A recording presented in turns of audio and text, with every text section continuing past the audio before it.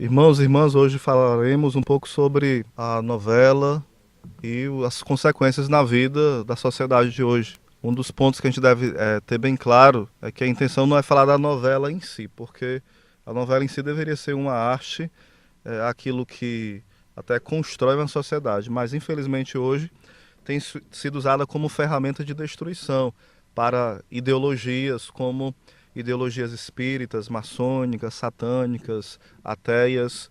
Então muitos têm usado esse instrumento, o marxismo cultural, que sem dúvida você pode pesquisar muito sobre isso na internet, por exemplo, o curso do Padre Paulo sobre marxismo cultural, mostrando muitas ideologias que quer destruir de fato a família. É uma das estratégias e das metas, e está sendo aplicado isso geralmente em quase todas as novelas hoje. A destruição da imagem da verdadeira família no plano original de Deus. Então, se percebe até pelas pesquisas, uma das revistas da Rede Globo de televisão falava que isso com muito entusiasmo, aonde o sinal da Rede Globo chegava, o número de filhos diminuía e o número de divórcio aumentava.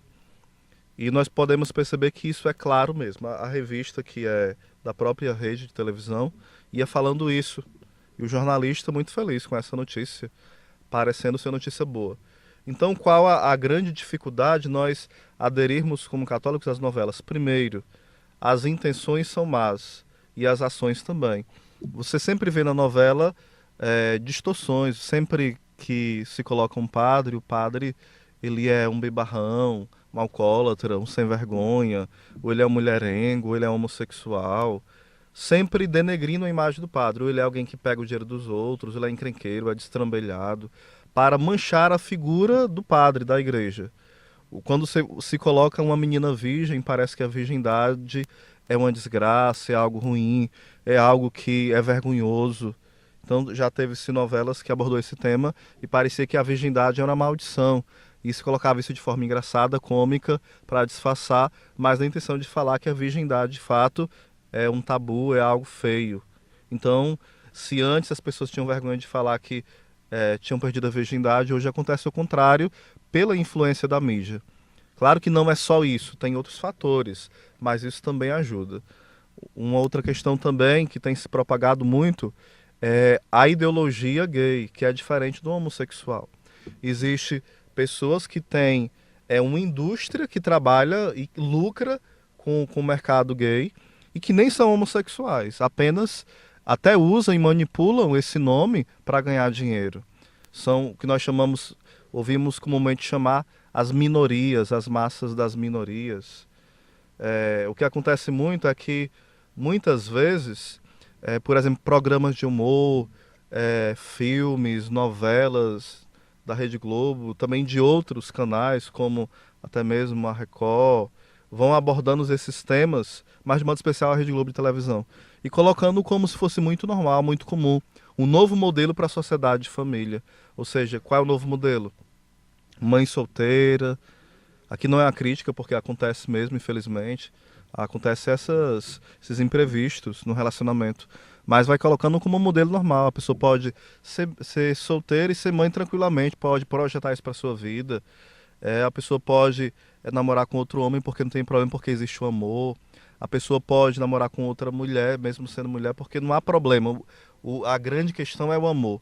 Mas que amor é esse? Todo amor nasce de Deus. A fonte do amor tem que vir de Deus, porque Deus é amor, como fala a carta de 1 João.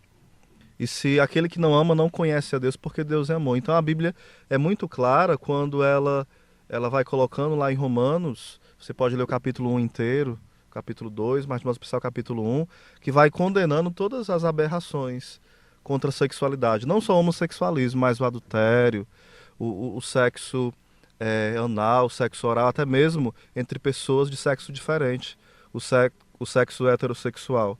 Mesmo para essas pessoas, o sexo oral, o sexo anal, ele é pecado, sim.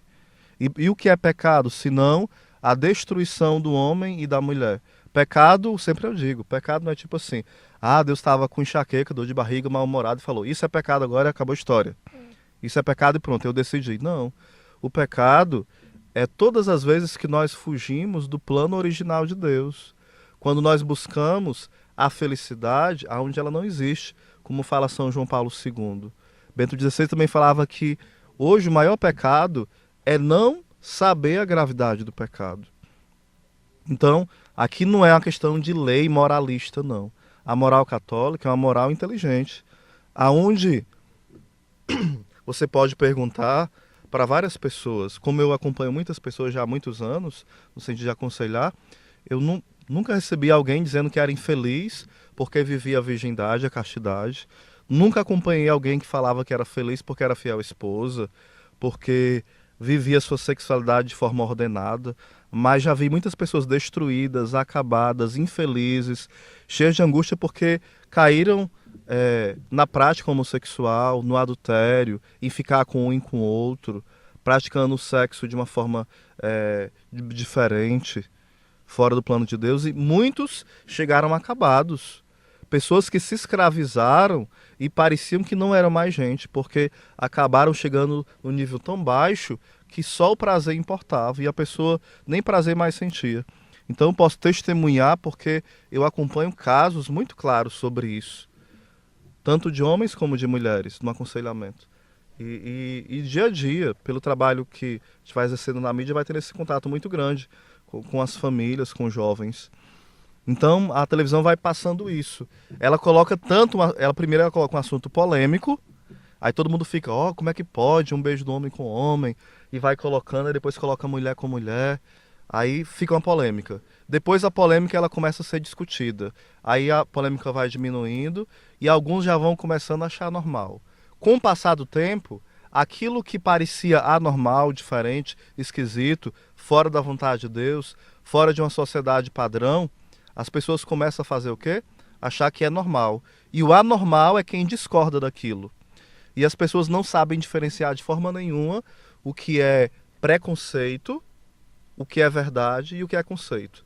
As pessoas acham que toda pessoa que se coloca contra a prática homossexual é preconceituosa. Não, isso já é um preconceito. Porque defender a palavra de Deus, defender o catecismo, não é condenar as pessoas. Eu, por exemplo, quando acompanho essas pessoas, eu as acolho, eu vou tentando dar direções para que, dentro da palavra de Deus, para que elas possam mergulhar e descobrir o verdadeiro sentido do amor, da felicidade. Eu não vou apontando o dedo, e eu creio que ninguém faz isso, quem tem consciência. Então, o preconceito é um mito que se tem colocado. Essa tal de homofobia não é tão grande assim.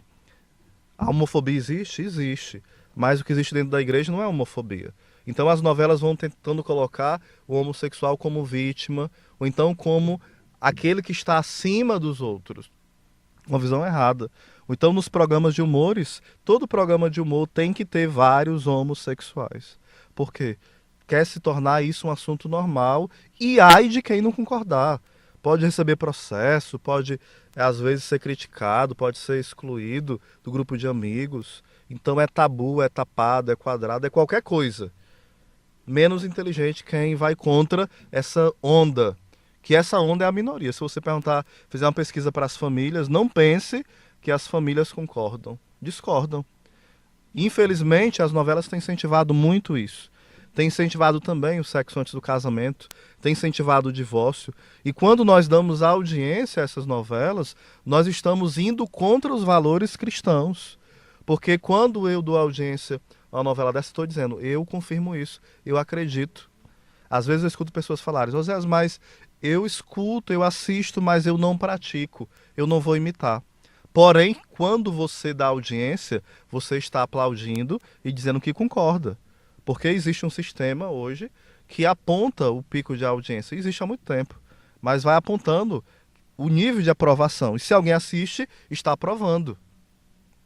Uma coisa é você assistir uma vez ou outra para saber o que está acontecendo, como eu faço para depois ir debater e criticar e ir a fundo. Osés, mas tem alguma coisa boa na novela? Tem. Mas muitas vezes tem uma coisa boa e 10 ruins. Então você muitas vezes aprende uma coisa boa e desaprende ou aprende 10 ruins. Então não vale a pena pagar o preço.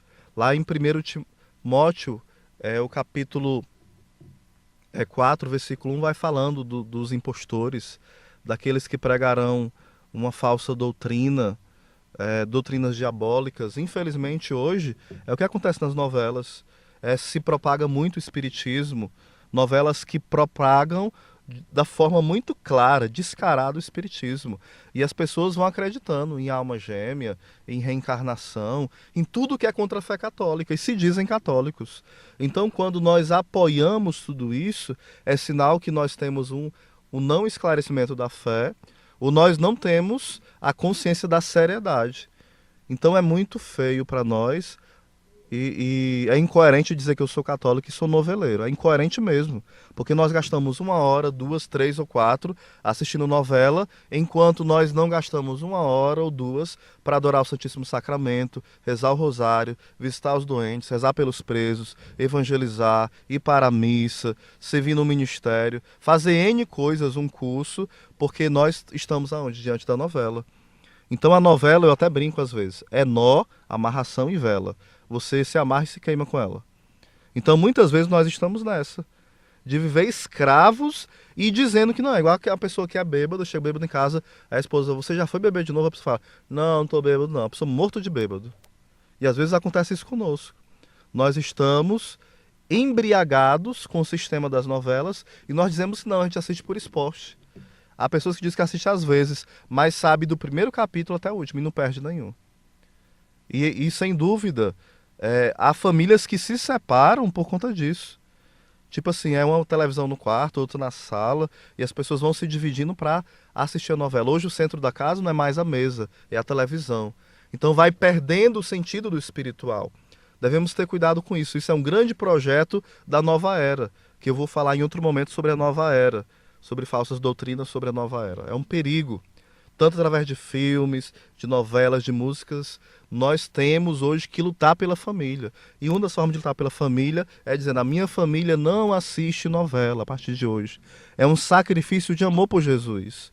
A gente quer fazer tanto sacrifício, morrer por Jesus, dar a vida por Ele, pois uma forma de você ofertar a sua vida por Jesus é abandonando essas malditas novelas que tem. Existe uma ou outra boa, que são raras, mas a grande maioria, de modo especial da Rede Globo de televisão, sem dúvida hoje tem manchado mesmo muitas famílias. Claro que tem programas bons na televisão e nós temos inteligência para saber selecionar. O Padre Léo, que sempre falava, né? Nós não vamos para a TV assistir televisão, nós vamos assistir um programa. Porque se você vai assistir televisão, você assiste qualquer coisa, o que passar. Mas se você vai assistir um programa, você tem a hora de ligar e a hora de desligar. Então que hoje nós possamos dizer não a tudo aquilo que o veneno das novelas coloca em nós. Então vamos parar e dizer não mesmo. Esse é um convite que Deus nos faz neste dia de hoje.